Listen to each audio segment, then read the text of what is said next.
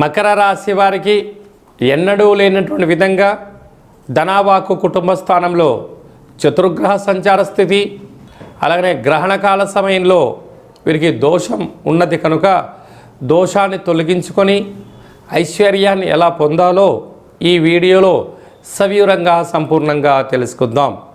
రాశాధిపతి శని భగవానుడు వీరికి ధనావాకు కుటుంబ స్థానంలో ఏడాది తర్వాత ఆత్మకారకుడు రవి, రుణరోగ శత్రుకారకుడు కుజుడు, కుజదోషము, బుద్ధికారకుడు బుధుడు, బుధాదిత్య రాజయోగము, అక్కడే వాస్తు నరదృష్టికారకుడు రాహు సంచారం చేయడం వలన స్వల్పమైనటువంటి ధనపరమైన చిక్కులు ఉంటాయి.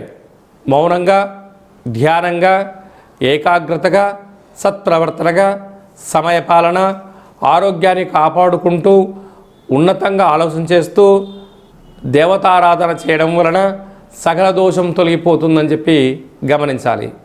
తృతీయంలో శుక్ర భగవానుడు మరియు శని సంచార స్థితి ఉండడం వలన తల్లిదండ్రుల నుంచి, తాత ముత్తాతల నుంచి రావాల్సిన స్థిర చరాస్తులు, ధనము, ఉన్నతమైనటువంటి బంధుప్రీతి, బంధువులలో, మిత్రులలో, స్నేహితులలో మీకు ఎనలేనటువంటి రాజగౌరవాలు కూడా పొందబోతున్నారు.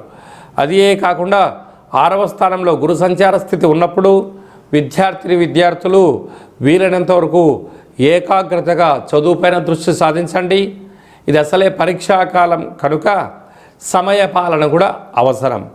అష్టమంలో కేతు సంచార స్థితి ఉన్నప్పుడు చిన్న చిన్న విషయాలకు ఆందోళన, నన్ను ఎవరు పట్టించుకోవట్లేదు, నన్ను ఎవరు పొగడడం లేదు, నన్ను ఎవరు పట్టించుకోవడం లేదు అని చెప్పి అనుకుంటూ ఉంటారు. అక్కడే గ్రహణం కూడా సింహరాశిలో జరుగుతుంది కనుక దయచేసి ఈ యొక్క మకరాశి జాతకులు గ్రహణాన్ని చూడవద్దు. గ్రహణకాల సమయంలో సంచారం పనికిరాదు, భోజనం పనికిరాదు.